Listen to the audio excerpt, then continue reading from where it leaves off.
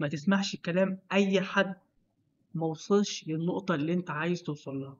بمعنى على السوشيال ميديا هتشوف أيا كان بقى عدد المشتركين، أيا كان هو شخصية محترمة جميلة موقفه الإنساني حلو، ولكن طول ما الشخص في حد ذاته اللي بينصحك ما بكل بساطة ما وصلش للنقطة اللي أنت عايز توصل لها، وبرضه ما عملش بالنصايح اللي هو بينقلها، فبالتالي ما تسمعش النصيحة منه.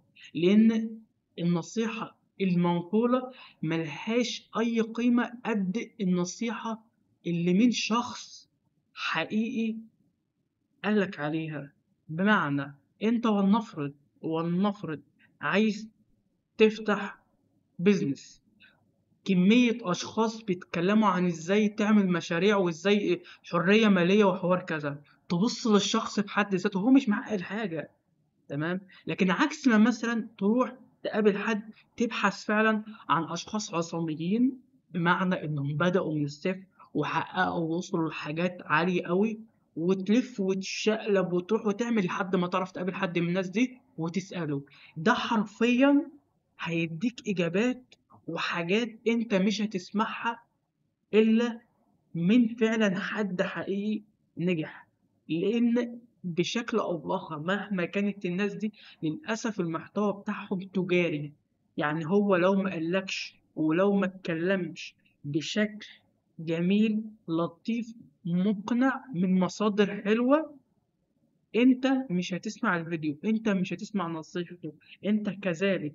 وما انكرش هتبحث عن النصيحة دي مش هتلاقيها غلط، ولكن برضو نقل المعرفة تحديدا في التطوير الشخصي والإلهام مش كويس، بحيث إن حتى الأشخاص دول بشوف إن في أشخاص بيتكلموا، لو إحنا نتكلم عن الصراحة بتندي إن ده اللي كتير بشوفه بيتكلم فيه. وأنا إن يقول لك مثلا إنك ما ينفعش تكون غني علشان أنت من بيئة فقيرة، والعقلية ومش العقلية والكلام ده، وأنا جربت وما جربتش والكلام ده، وبدون ذكر أسماء. أنا لو قارنت بين شخص حقيقي وصل وقابلته وش لوش وعرفت قصته، وشخص على السوشيال ميديا بيتكلم أكتر ما هو بيعمل، هتلاقي إن حرفيا الشخص الحقيقي اتطحن شبهك، بس اتطحن بالمعنى الحرفي، وراح وجه وشاف وراح وزاد وعمل، مش مجرد قرأ كتب. قرأ كتب وعمل، بس اتحرك بجد، مش مجرد قرأ كتاب بشكل سطحي فجرب شوية حاجات فيه فما ينفعش، فقال لك ايه بقول لكم على فكرة الحاجات دي ما تنفعش، الناس دي المفروض بتبقى البيئة بتاعتهم مش البيئة بتاعتهم والكلام ده. على الرغم من انك انت لو بصيت للتاريخ، لو انت معرفتش تقابل حد وتعرف قصة حد، بصيت في التاريخ هتلاقي اشخاص ظروفهم أسوأ من ظروفنا وقدروا. مش هقولك بقى بالعزيمة والكلام ده كله، على قد إن هم اشتغلوا بجد، على قد إنهم بحثوا بجد، على قد إنهم ممشوش بسطحية في الدنيا، ولكن وقت ما الشخص فيهم قرر إنه يعمل حاجة فهو بذل جهده بالمعنى الحرفي إنه يعملها. وأنا بتكلم سنين مش أيام ولا حتى شهور، وفضل حاطط الحاجة في دماغه.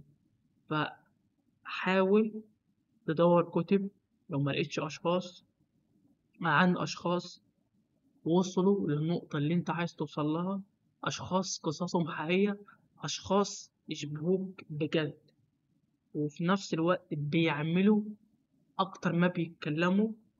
وممكن نقول بعد ما خلاص ما دنيتهم ارتاحت كتبوا الكتاب اللي فيه هما إزاي ممكن نقول عمل كعقلية مش كطريقة. نقطة تاني، ما تمشيش ورا برضو اللي بيقول لك الطريقة المفروض تعمل، تروح تشتري لك عقار أو المفروض تعمل كذا، ولكن شوف اللي برضو بيتكلم على العقلية، إزاي كان بيفكر، إزاي كان بيخطط، إزاي كان بيبص للحاجات اللي على المدى البعيد، إزاي كان بيدرب نفسه من هو دلوقتي على إنه يكون متحدث كويس علشان الحاجة دي تنفع، إنه يبيع مثلا. إزاي تشوف طريقة التفكير، تشوف طريقة التخطيط، تشوف طريقة بناؤه لنفسه كشخصية والجزء المهني. ومن هنا فعلا هيبقى عندك صورة واضحة. طبعا كلامي ده مش هيبقى في يوم وليلة، بمعنى إن أنت مش هتعرف تلاقي الشخص أو الإجابة وقت ما أنت تعمل سيرش، ده أنت هتبحث وتعمل وتروح وتيجي وهكذا. لو أنت فعلا من جواك عندك الدافع أو الرغبة الحقيقية في إنك عايز تكون حاجة، مش بس شرط الثراء، ولكن إنك تكون فعلا حاجة. فدور على الناس الحقيقية، مش حتى لو هنتكلم في محتوى برمجي، الناس اللي قناتها مشهورة وبالكورسات.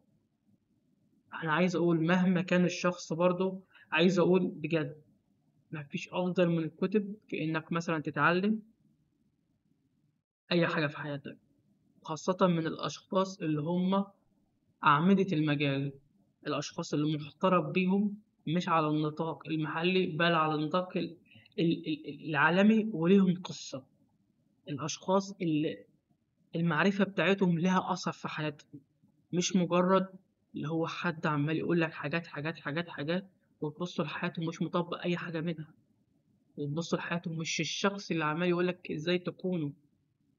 فبس هو ده النصيحة، دور على الأشخاص اللي أنت شايف إنك عايز تكون زيهم، ودور على الأشخاص الحقيقيين، مش اللي باينين كصورة إنهم الشخص ده. أعرف الماضي الخاص بيهم، أعرف قصتهم.